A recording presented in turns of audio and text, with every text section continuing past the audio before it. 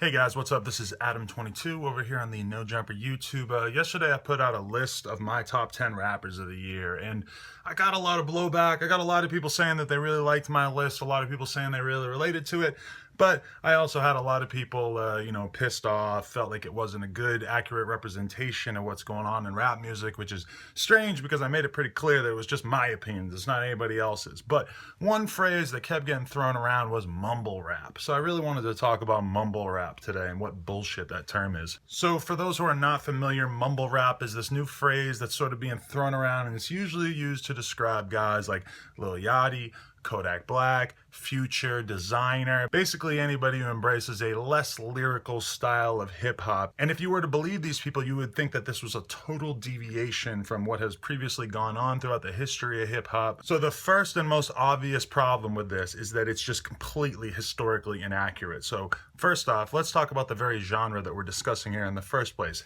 Hip-hop. So where did rap music get such a strange name? Well, hip-hop was basically the first two words said on the 1979 Sugar Hill Gang hit Rapper's Delight, which was the genre's first big hit. So check out this lyrical masterpiece. I said a hip-hop, hippie to the hippie, the hip-hop-a-hi...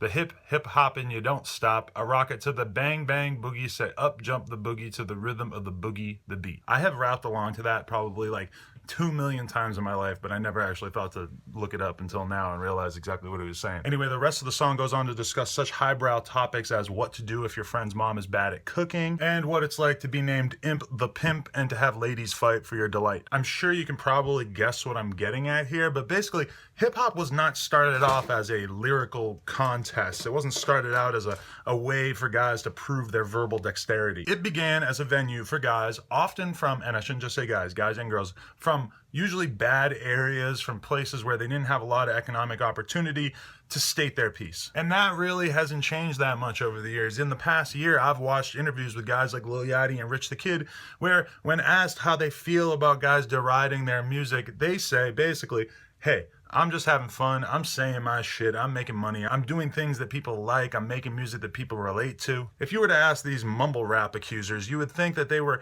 totally going against the very fabric of what hip-hop is. When in reality, this whole concept of being lyrical and competing against other rappers based on your lyrics is relatively new and sort of goes against the overall flow that we've seen throughout these many, many years of hip-hop. From day one, hip-hop has always stood out in comparison to other forms of popular American music because of how little musical talent it requires.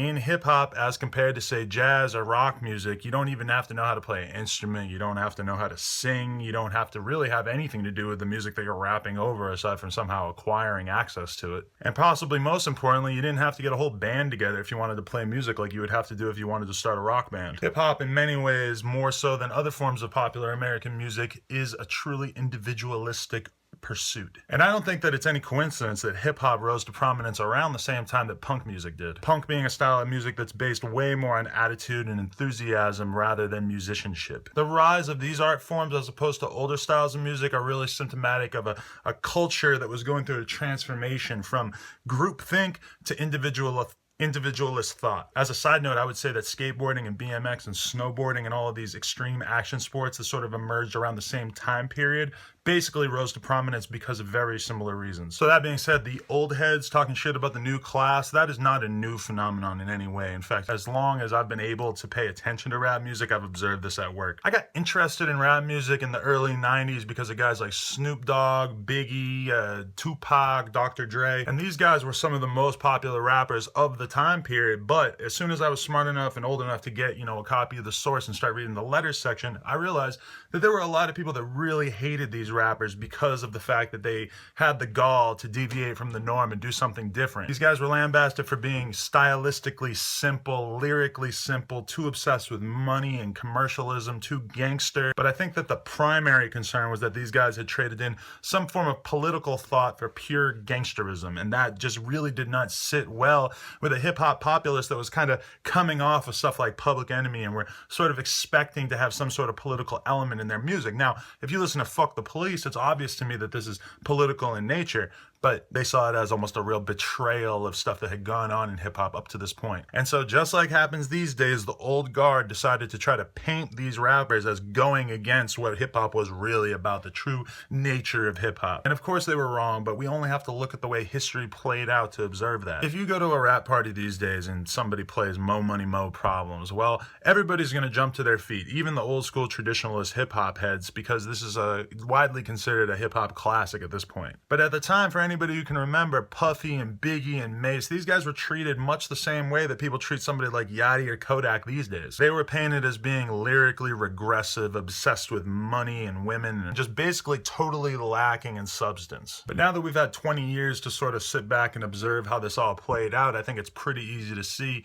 that these guys made great music and it appealed to the masses, and there's nothing wrong with that. Biggie and Mace and Diddy and everything, they didn't need to appease the traditionalists who were pissed off about what they were doing. And in fact, a lot of their success was probably based around their willingness to reject old school traditions of how rap music was supposed to sound. So now fast forward to the present, and we have all these hip-hop traditionalists who want to convince you that Yachty and Uzi and Future are doing something that has never been done before by dumbing down rap music and focusing less on the lyrics and more on the sound and the vibes, making music that prioritizes danceability and relatability rather than just pure showmanship through lyrics. This might be the most controversial thing that I say in this video, even though it's incredibly obvious, but incredibly technical rapping usually makes songs worse. You only need to listen to like the modern day output from Eminem to understand that. He's arguably the most technical rapper that you could possibly think of. His music is basically unlistenable. And I mean, we all went through our phase where we listened to Eminem, we all watched 8 Mile 800 times. I think Eminem is a pretty clear example of how, taken to its logical conclusion, extreme lyricism is actually bad for the overall listening experience. Whenever I hear older guys in the music industry talking to younger guys and giving them advice about what to do musically,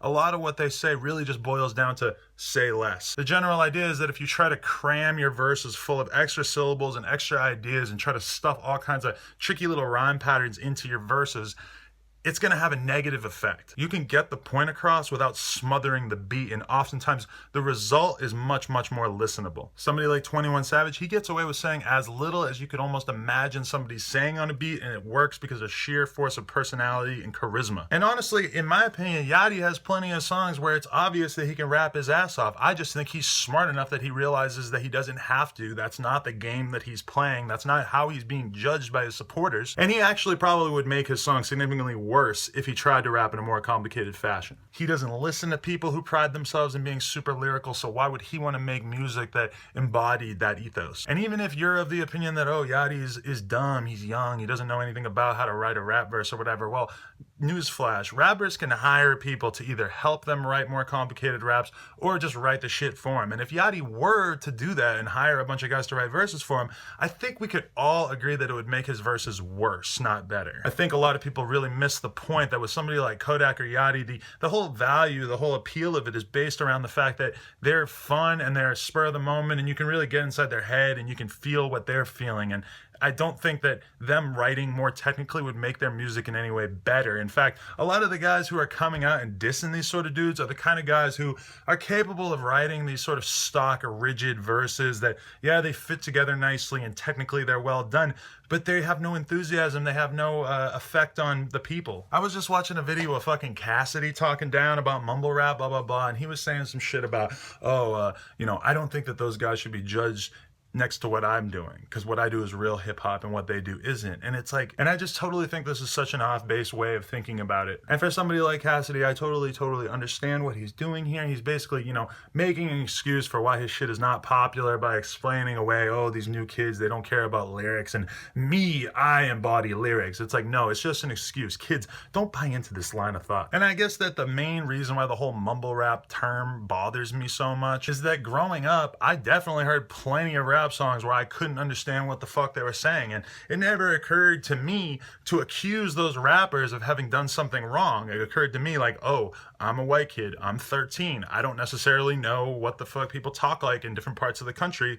it made me motivated to learn what they were saying, to go look up the lyrics, to go buy the fucking lyric sheet with the album and just figure out what they were saying. I didn't think, oh, just because this guy is from the hood in some place I've never been to and he speaks with a really strong dialect, he's got a strong southern drawl, oh, it's his fault. It's his fault. He's mumbling. No, that never occurred to me. It occurred to me that if I wanted to pay attention to rap music, I should probably figure out what the fuck these guys were saying. And furthermore, I can understand like probably 80% or more of what Kodak and Thug and Yachty and them are saying, and I enjoy the process of going on YouTube and watching a lyrics video or heading on over to rapgenius.com and looking up the lyrics and figuring out what they actually were saying during the parts where I maybe didn't understand. I mean, rappers intentionally make their songs hard to decode and hard to figure out by using slang terms, talking about stuff that only people from their neighborhood would understand, and that's just part of the game. Anyway, what it all really boils down to is just straight up elitism, and it's corny as fuck. It's weird to see how many kids get roped into this. Just because you like J. Cole doesn't mean that you really have to disregard everything that Lil Yachty's doing. It bothers me when people try to say, oh, mumble rap is different than hip hop. Throughout the history of hip hop, there's been many different styles and many different values that